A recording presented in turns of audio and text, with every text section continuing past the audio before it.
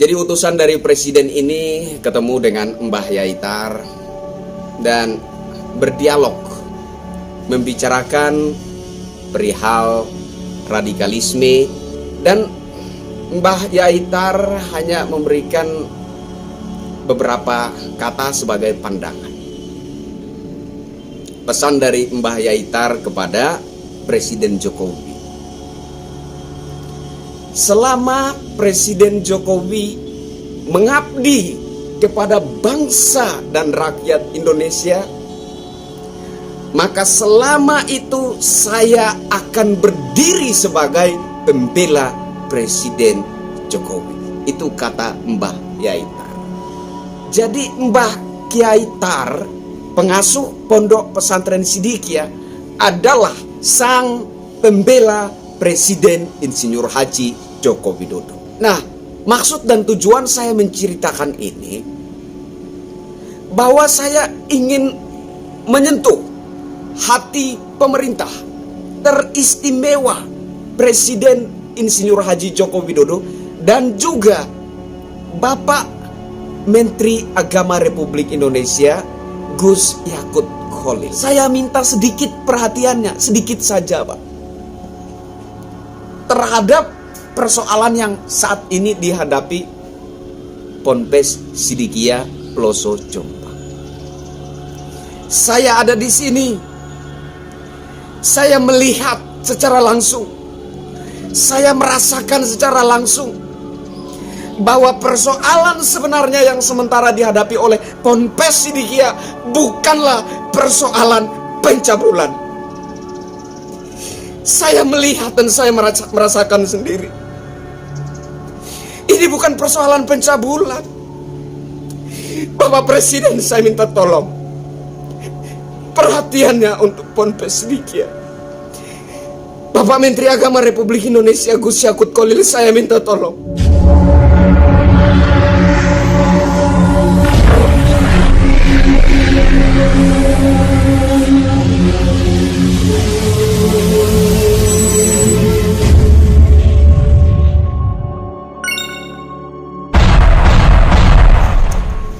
Halo Indonesia, saya Krisyanto Yen Oni, salam NKRI.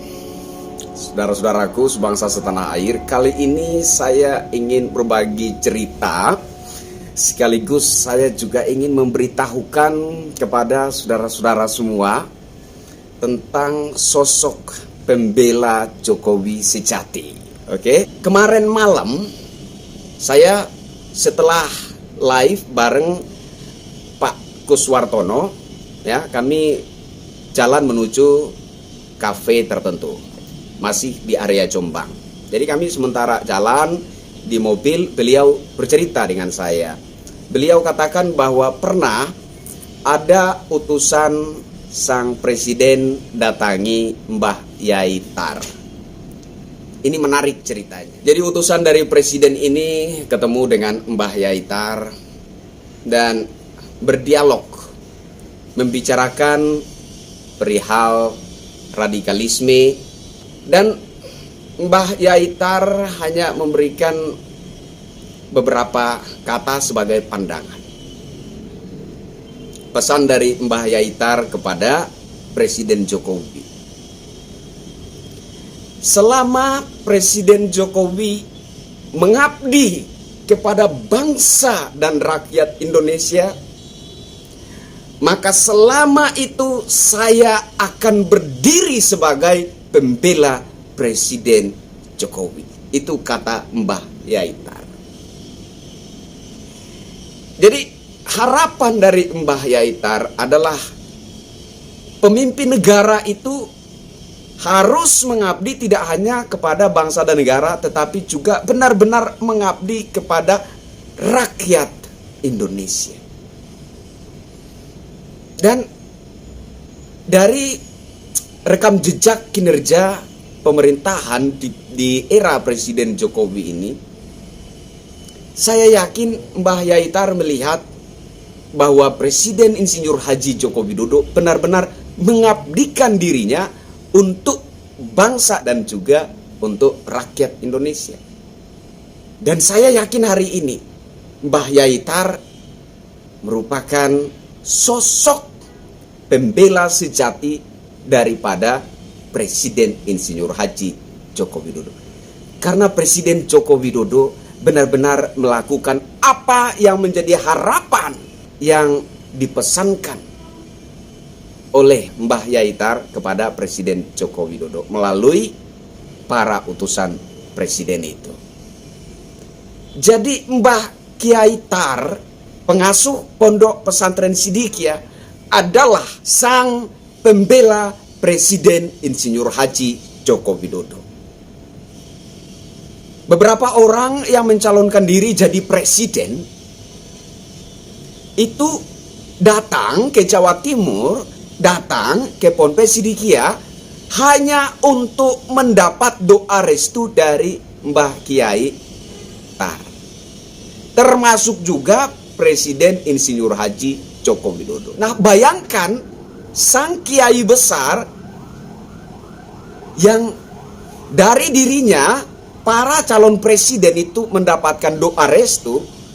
Saya ketemu langsung dengan beliau. Saya berbincang-bincang dengan beliau. Bahkan obrolan kita begitu bersahabat, seolah-olah sudah kenalan begitu lama.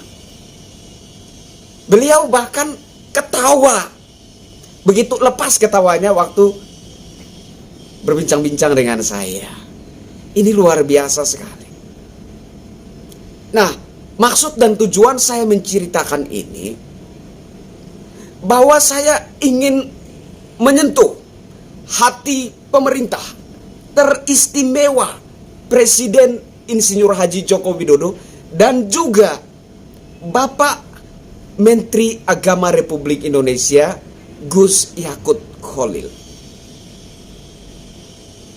Saya minta tolong untuk sedikit menaruh perhatian atas persoalan yang saat ini sedang dihadapi oleh Pondok Pesantren Sidikiyah. Saya minta tolong dengan penuh hormat kepada Presiden Insinyur Haji Joko Widodo. Saya minta tolong dengan penuh hormat kepada Bapak Menteri Agama Republik Indonesia Gus Yakut Kholil. Tolong menaruh sedikit perhatian. Saya minta sedikit perhatiannya, sedikit saja Pak, terhadap persoalan yang saat ini dihadapi Ponpes Sidikiyah Ploso Jombang. Saya ada di sini. Saya melihat secara langsung. Saya merasakan secara langsung bahwa persoalan sebenarnya yang sementara dihadapi oleh Ponpes Sidikiyah bukanlah persoalan pencabulan. Saya melihat dan saya merasakan sendiri. Ini bukan persoalan pencabulan. Bapak Presiden, saya minta tolong perhatiannya untuk Ponpes Sidikiyah. Bapak Menteri Agama Republik Indonesia Gus Yakut Kholil, saya minta tolong untuk menaruh sedikit perhatian terhadap Ponpes Sidikiyah. Bahwa saya melihat sendiri, saya merasakan sendiri bahwa sesungguh-sungguhnya, sebenar-benarnya persoalan yang dihadapi oleh Ponpes Sidikiyah bukanlah persoalan pencabulan, bukan kasus pencabulan. Lantas kasus apa? Datang ke Ponpes Sidikiyah dan melihat dan merasakan secara langsung apa sebenar-benarnya persoalan yang sementara dihadapi. Saya bangga sekali dengan sosok seorang kiai yang begitu nasionalis. Kemarin ada sempat penggiringan isu ke arah radikalisme. Menurut saya itu juga isu yang tidak beradab. Beliau adalah seorang nasionalis sejati. Bahkan saya secara pribadi sempat merasa, sempat menduga-duga, jangan sampai Kiai Tar ini adalah jelmaan dari Bung Karno. Karena saya berjumpa langsung dengan dia, saya merasakan karisma yang beliau pancarkan. Seolah-olah saya sedang berhadapan dengan sang proklamator bangsa Indonesia, yakni Bung Karno. Sehingga saya sempat menaruh curiga, jangan sampai sosok Kiai Tar ini merupakan jelmaan dari Bung Karno. Bapak Presiden Republik Indonesia Insinyur Haji Joko Widodo yang saya hormati, saya kagumi, saya banggakan, dan saya cintai. Bapak Menteri Agama Republik Indonesia Gus Yakut Kholil, yang saya banggakan, yang saya kagumi, yang saya hormati, dan saya cintai. Saya mohon, saya orang Kristen Pak, saya bukan orang Muslim.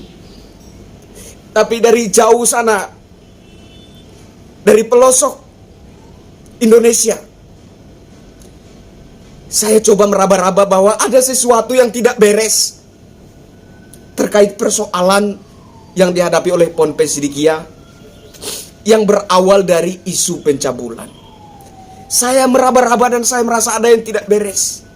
Dan rasa penasaran inilah yang kemudian mendorong saya untuk mendatangi langsung, melakukan beberapa investigasi, melihat situasi yang ada di Ploso Jombang,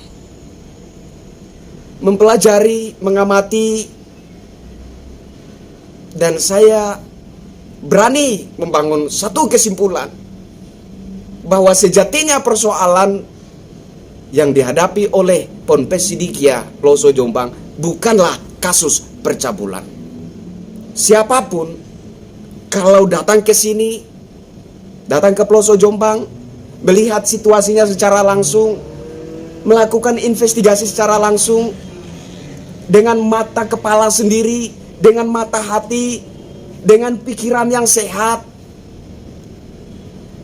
akan menemukan fakta-fakta yang ternyata jauh sekali daripada opini maupun juga berita-berita seputar persoalan Ponpes Sidikiyah yang berawal dari isu pencabulan itu. Ternyata jauh sekali. Sehingga saya berani membangun sebuah kesimpulan bahwa persoalan sejati yang dihadapi oleh Ponpes Sidikiyah hari ini bukanlah kasus pencabulan. Dengan hormat, saya minta kemurahan hati sang presiden, kemurahan hati sang Menteri Agama Republik Indonesia untuk bisa menaruh sedikit perhatian kepada Ponpes Sidikiyah Ploso Jombang. Kemarin saya dengar ada juga isu katanya Ponpes Sidikiyah ini mau diaudit, mau dicek, mau dicari tahu dari mana saja sumber keuangannya. Pernah ada seorang tokoh politik yang berniat memberikan sumbangan ke Ponpes Sidikiyah, dan sumbangan itu ditolak dengan alasan bahwa jangan sampai nanti ke depan akan ada isu bahwa aset-aset milik Ponpes Sidikiyah ini semuanya berasal dari bantuan pemerintah. Di sini saya melihat satu hal yang luar biasa, bahwa ternyata Ponpes Sidikiyah menjadi besar bahkan meng-Indonesia dengan tidak bergantung kepada bantuan atau uluran tangan baik itu dari pemerintah maupun dari pihak lain. Ponpes Sidikiyah punya bisnis. Salah satu bisnisnya adalah pabrik rokok. Dan saudara tentu tidak percaya kalau saya katakan bahwa rokok ini yang sebungkusnya ini 12 batang, ini harganya 350.000. Saudara tentu tidak percaya. Saya juga awalnya nggak percaya. Dan ada satu lagi yang paling tinggi harganya itu 7 juta per bungkus, 12 batang. Nah, kenapa rokok ini sebungkusnya harga 350.000 tapi laris manis, selalu habis terjual? Dan yang satunya lagi yang 7 juta per bungkusnya itu, kenapa kok bisa laris manis, bisa laku terjual? 17 juta, bukan 7 juta. 17. Ya, kenapa rokok yang harganya semahal ini, bahkan yang satunya yang 17 juta, yang begitu mahal, kok bisa laku terjual? Karena rokok ini dijual dengan filosofi. Filosofinya apa? Filosofinya membeli rokok ini maka Anda telah ikut berkontribusi membangun rumah syukur atau rumah layak huni bagi masyarakat yang tidak mampu. Jadi rokok ini dijual dengan filosofi. Sehingga rokok ini meskipun begitu mahalnya, bahkan yang paling mahal adalah 17 juta per bungkusnya, selalu laku terjual, selalu laris manis. Karena dijual dengan filosofi bahwa ketika Anda membeli rokok ini, Anda telah turut berkontribusi membangun rumah-rumah layak huni bagi masyarakat yang tidak mampu. Jadi saya dengar isu katanya mau dilakukan audit ke Ponpes Sidikia, sangat tidak beradab.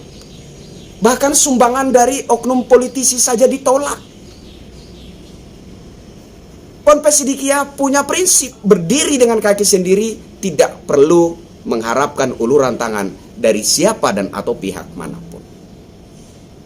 Dan ada satu hal yang lebih luar biasa dari semua itu, bahwa ada organisasi sayap Ponpes Sidikia Ploso Jombang yang namanya Persaudaraan Cinta Tanah Air Indonesia, PCTAI. Organisasi ini adalah organisasi yang merangkul seluruh anak bangsa lintas agama. Tidak peduli dia itu Muslim, tidak peduli dia itu non-Muslim, tidak peduli dia itu Kristen, Katolik, Hindu, Buddha, Konghucu.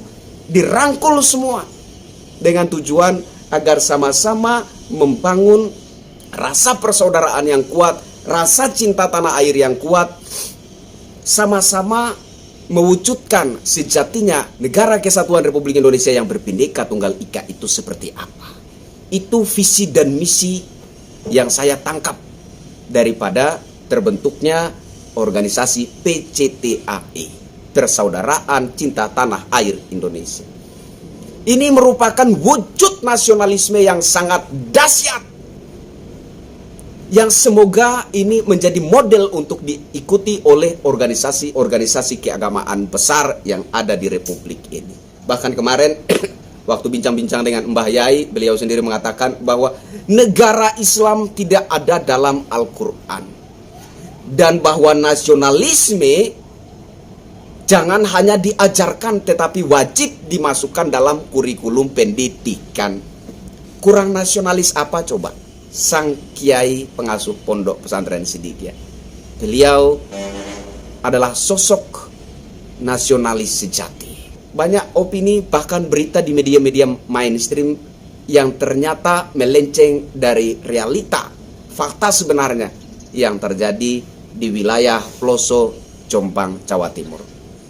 Sehingga saya himbau kepada saudara-saudara sebangsa setanah air, termasuk juga para aktivis sosial media, para senior saya, hormat, kalau mau tahu apa sejatinya persoalan yang terjadi di Ploso Jombang, datang, lihat, rasakan dengan hati nurani.